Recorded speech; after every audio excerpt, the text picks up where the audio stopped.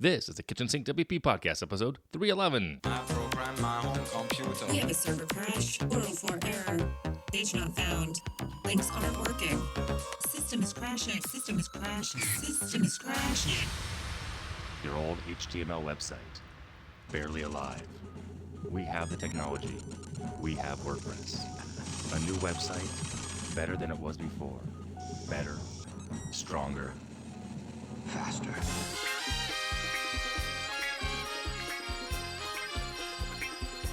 We have the technology.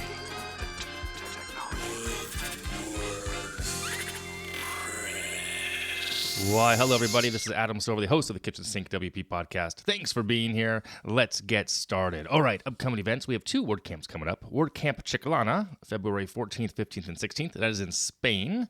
And also WordCamp Vienna over in Europe, February 15th, a single-day camp. So if you're in those areas, you should go. Simple as that. I almost went this past weekend, actually, to WordCamp Phoenix.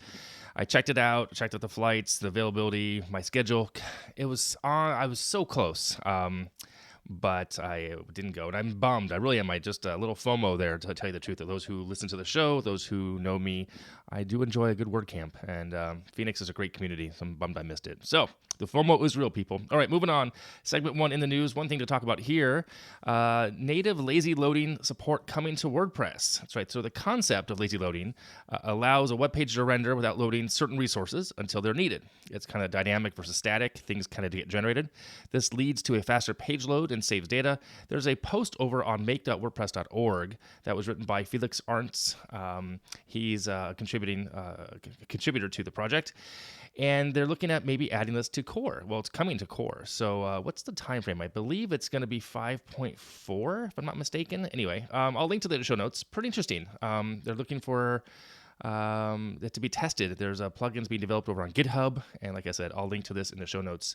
This post came out, when did he write this? January 29th. So pretty interesting things there as far as core and future developments there. So, lazy loading coming. All right. Moving on to the meat and potatoes of this week's show. Segment 2 this week is a Q&A episode because it's been about 8 or 9 weeks this time around.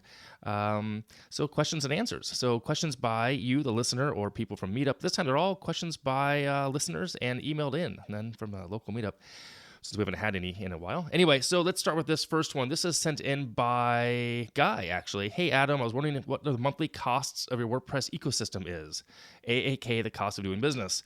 I know you've mentioned apps, bunch of apps, plugins, services you pay for, whether monthly, annual, or one time. And I thought it'd be interesting to hear what the ballpark expenses on a monthly basis are.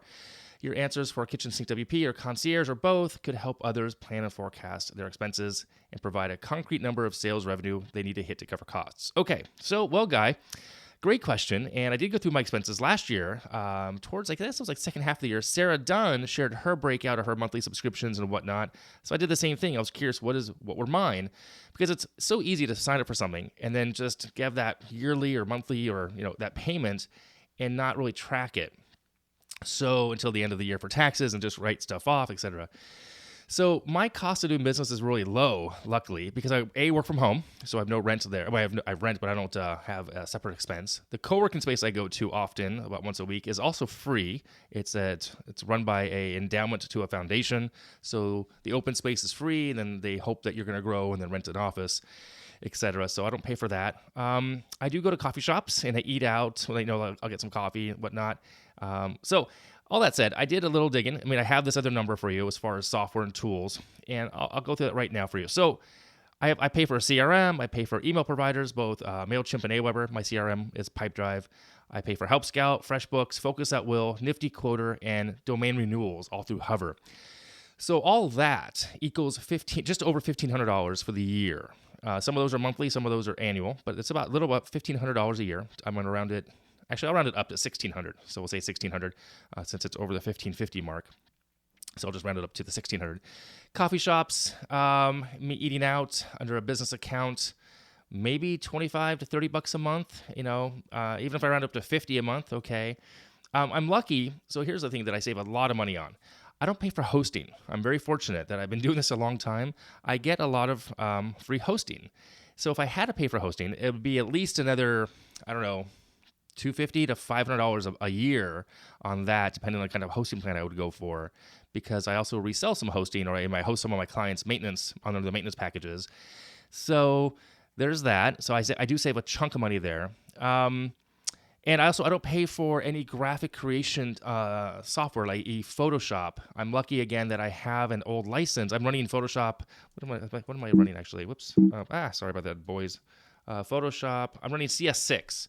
And for me, CS6 works just fine. So I have it on my computer. I don't pay for Creative Cloud until I update this computer. I don't think I will, until I get a new OS. I'm not running Catalina or anything. I'm running an older OS, which of course my friend Dustin makes fun of me. I'm running High Sierra. I'll go to Mojave because that's what I think. I'll stop there because me upgrading to Catalina will cost me money by having to get Creative Cloud. And, I don't have to have the latest. I like to have a stable working machine that's not going to freeze up on me and cause me expenses that I don't want to pay for. So for the concierge perspective, I'm looking at, I guess, what's that? My domain renewals, about $200 a year. A majority of those are mine. Some of those are clients, so it's a pass through. I just they pay me the cost of that. I don't mark that up. So about $200. So looking at just shy of $2,000 a year to run my business, to run the concierge side of things. The kitchen sink, I guess it's all kind of inclusive. That's all clumped together, really. A majority of that is really going to be concierge, I'm going to go with, because the CRM, email provider, help scout fresh. Yeah. So 2/3 probably under that. But $2,000 is not bad, really. I know a lot of people pay a lot more money for certain things. My other costs, of course, I guess I didn't really put this in here, would be contractors, but I didn't break that out this past year. So I don't have that answer for you. So maybe ask me again in 6 months and I'll look that up. So we'll see. We'll go from there. Hope that helps. But yeah, it's one of those things that take in consideration. Really, you want to track that pretty well. I would recommend. You definitely want to track that. So, all right. Hope that helps for you, Guy. And let me know if you have any more questions or if you want me to go deeper into that. So, all right. Another question. This one came in from, I think this is from Ian. No, not Ian. I'm not sure who this one. Yeah, maybe Ian. Yeah. So do you have any thoughts? This one is thoughts on a potential client. They want to have penalties on missed milestones. Have you ever done that? Well, oddly enough, yes. I recently just did this. Thanks, Ian. This is I know why this came up. So we had an internal issue here at Concierge WP where we mishandled a project. All the deadlines were missed completely. There's a longer story there, which kind of goes back to the episode I mentioned a few weeks back about trust, business trust. So, but I digress. I don't want to go back down that road again. So in this case, to save the project, I did offer to reduce the balance due by a percentage if we missed the next timeline, the next deliverable. In this case, we are doing a total restart because I have a whole new team member, a couple members in place. They realize what's at stake. So we have a 2-week timeline to get something done. If that doesn't get done in the 2 weeks, then I'm going to knock 10% off of the balance due. But then the conversation went a different way. I actually reached out and I was talking to somebody about this. On the flip side is, would there be a potential in the future, if we're done early, do I get a percentage more by getting it done faster? So like a rush job. So I guess we do charge for rush jobs as well, a higher percentage. But I think it's something to think about. And this came to mind because it happens a lot in construction companies. I've seen this back in California with states and cities and municipalities when they're building public works construction projects that have to be done on time because of traffic or because of infrastructure situations. For every hour or every 5 hours, any block of time that they're late, they miss out on some type of bonus, or they just lose money based on the bid kind of thing, right? So this is a thing in certain industries. It's clearly not a thing in WordPress, in my opinion. But I did do it because I wanted to salvage the relationship. I wanted the client to feel comfortable that this was not going to happen again. We learned a lesson here at Concierge, that's for sure. And so I'm checking in every day with the project manager. The project itself, both manager and the developer, giving the client almost daily updates that this is back on track. And but I was also clear that this would be a milestone, not like the whole project will be done in 2 weeks, that we will get this piece done so they can test it within 2 weeks. So I was very clear about that, and they were very receptive to that as well. So it's something to think about. So maybe, have penalties, or maybe have penalties just on your contractors, maybe not to the client that you lose money, but the contractor loses money. Maybe do it that way. That might be something to think about. So hope that helps. Anyway, Question 4, there's only, no, 3, question 3. This one's sent in by Steven. What is a good ADA compliance checker tool? So this is good because I've gone down this road with another client. We used way back in the day AXE, A-X-E. It's a accessibility testing. It's a Chrome plugin. It worked out really well. It helps just kind of show you what's going on the website. Another one I just tested recently was called Site Improve, also a Chrome check add-on plugin extension. Sorry, Chrome extension. Very interesting interface. I tested it, and I say interesting in a good way. It breaks down areas per type of responsibility. If you're an editor, a webmaster, or developer, who is supposed to be able to fix these things.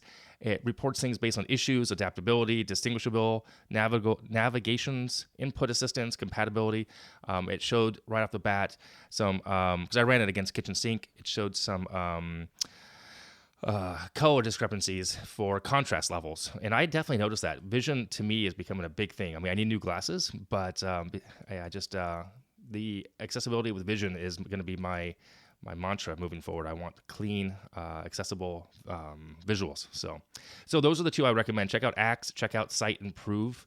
I think those will help you get pretty far. Okay. And this, 2 more questions. I'm not sure. Was that number 2, 3? I don't know. I'm so confused. This one is sent in by Jen Marie. How do you add columns when using the 2020 theme in Gutenberg? Well, I'm not a huge Gutenberg user, but I did go and test this for you real quick. It's not too hard. I created a new page, in this case, or a post, selected the column block, and clicked the plus button and selected column. And then within that, you could add your own content type, image, gallery, text, etc. What I did find interesting on this, Jen Marie, was that if I had a 3-column, and I felt like I wanted to click and drag the width of those columns back and forth like I can in Beaver Builder, and I couldn't. There's a slider option that you can, in the settings area to the right, which you can then change the width of each column. And also, I couldn't figure out how to remove one of the 3 columns. If I want to go from 3 columns to 2, I just couldn't figure out where to do that. But I did find the keyboard shortcut to delete the entire block, which is Control-Option-Z, or Z if you're not from the States. But yeah, I need to spend more time in Gutenberg in general. And I've had some thoughts recently about updating KitchensinkWP website to it. Just haven't wrapped my head around that rebuild, if you will. I don't know if it's a full rebuild. Maybe I'll do that offline. Maybe I'll do a deep dive. Ooh, there's an idea. So yeah, not that hard. Literally just I selected the plus button in the page, selected the column block, and I got 3, 4, 5 columns. Depends on how many you want, really. So it wasn't too difficult. Unless you had a different type of question on the columns within 2020 theme, let me know. Send me another question for 8 weeks from now. Okay. And here's the last one that just came in actually right before I went to quote press. This one's sent in by Ari. It's an email. Ari says that spend some time listening. Oh, the new listener, which is pretty cool. So they switched their old URL to a new domain and also got a new IP address, and then they wanted to duplicate the back end of the site, which they did. The issue here is media library. They're getting cannot upload image error. He played around with folder permissions. He found some info online where he tried to implement the value of something, and it came back with nobody was the value. So any thoughts would be appreciated, he said. So I did dive into this a bit, best I could. I did some Googling as well for you. But with limited information that I have, like I don't know who your host is. I'm not exactly sure what the errors mean, how you're getting them. My initial take on this, it's something to do with your setting on the hosting side of things. So I would reach out to your host and see what they say. Open a ticket. That's why you pay for hosting. If they don't let you know, then A, switch hosting, or B, let me know and see if I can dive in and help you out. But I would need more information about that. So it's not, if it was an issue of file size is too big or wrong file type, then we know the issue. If it's cannot write to directory, then we know it's a permissions on the directory. But getting a cannot upload image error and or getting a value repeated to nobody or a value equals nobody, I don't know what that means without knowing more information. So hope that's kind of helpful. I really do. So, all right, moving on, tip and tool of the week. This week's tip is actually a video over on WordCamp TV. It's actually on Vimeo, I think, but the link is in the show notes. It's from Chris Ford, who I'm friends with back in California. She did a talk back at WordCamp Orange County, increasing your dexterity score with project management systems. It's kind of a talk about Asana, really, about PM and project management, because, again, we failed on something on this project managing recently, so I found this and I found it really interesting, and just working more and more trying to use Asana and get people to put everything there. So whatever tool you use, by all means use it and just be consistent with it. All right, So check that out. Link in the show notes. Chris Ford's talk about increasing your dexterity score with project management systems. And the reason it's called Dexterity Score is that WordCamp OC was a Dungeons and Dragons theme. I think it was last year, so it's kind of cool. So check it out. All right, if you have any questions, go ahead, send it in. Email adam@kitchensinkwp.com or use the SpeakPipe function on the website. You can support the show, become a Patreon. You can buy me a coffee at buymeacoffee.com/KitchensinkWP, I think.